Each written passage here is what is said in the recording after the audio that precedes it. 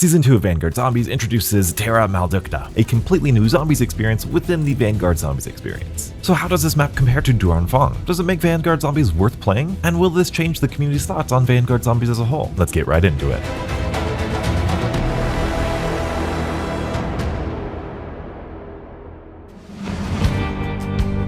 Let's start with the new hub world, the Eastern Desert. This is huge, so much bigger than the Red Star area we saw in Duranfang, and I really like this area. It feels barren, it makes you feel alone, and it's pretty atmospheric. Much like Duranfang used Red Star for its hub world, Tera Maledicta actually uses Oasis from the multiplayer map in this hub world. However, this is something that took me a good amount to realize. It is completely different, way bigger, way better, and definitely made for zombies, so in my opinion, that's all I need. The same goes for the Hall of Truth area you go in for some objectives. This is just part of the campaign, and this one is less spun as a zombies map, so it's kind of neither here nor there, but I don't necessarily hate it. The standout superstar here is the corrupted lands in the Dark Aether itself. It is absolutely gorgeous. Treyarch, this is what I want from zombies. The moment I was transported here, I looked around and my breath was taken away. It is absolutely gorgeous. I love the aesthetic. I love the art style. I want more of this. Unfortunately, we're still playing Vanguard Zombies, so there's not much to do within this world, but I appreciate the art style.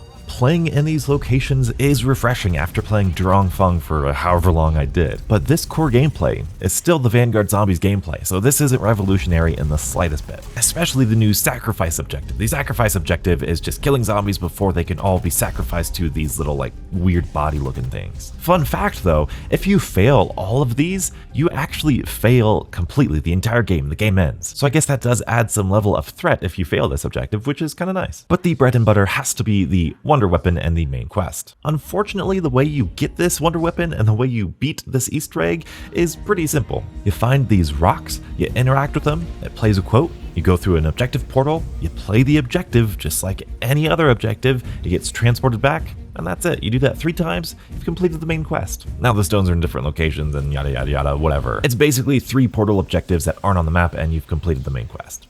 Yeah, it's not great. That being said, somehow, to me, it's a little more engaging than just doing the normal portals, so there's that. I like it a little bit more than just going through portals. That's weird, but it feels different. And the Decimator shield is pretty useful if you pair it with, like, I think Bloodlust. I think that's the Covenant. It is a one-hit kill indefinitely with the shield, and then the big, huge, like, splash damage thing that it does is pretty effective and pretty fun, honestly. And the art style, the big eye on the front, I kind of like a lot more than I thought I was going to. Just looks pretty cool. Another thing that I think looks cool is the Pack-a-Punch camo. Then again, I did like Season 1's Pack-a-Punch camo too, but I completely understand why players are disappointed with it. It doesn't glow, it doesn't look super cool, but I appreciate the little textures and the details put into these camos. It's unique and I like it. Definitely not some of the best Pack-a-Punch camos we've seen, but I appreciate the aesthetic. Now finally we can talk about the new artifact and the new god, Healing Aura.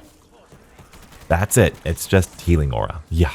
The ray gun is here in Season 2. Some people think the ray gun sucks in Vanguard Zombies, but it doesn't. They're just wrong. Oh man, I almost forgot to mention there are actual side quests on this map. There's a shovel, there's dig sites, and if you find pages, there's this blatantly obvious red door with dark ether power that has a death machine, and if you do something, there's a ray gun also, but yeah, that's a side quest. That's pretty cool. I've also seen there's like another smaller side quest too, something to do with radios. None of this stuff is groundbreaking, but for Vanguard Zombies, for what it is, it's nice. I think this experience for Vanguard is way better than Duranfang by a large margin, but it is still nowhere near where the zombies community wants it to be, and here's a shocker, Vanguard Zombies will never be as good as the community wants it to be. Taking it for what it is, I really thoroughly enjoy this new experience. Believe it or not, I'm still grinding out weapons and camos for Vanguard Zombies, and this new map is definitely going to be my choice from here on out, especially because the Void objective here in Tera Maledicta is that dark ether space, those corrupted lands. Oh, it is just gorgeous. I love it. I cannot wait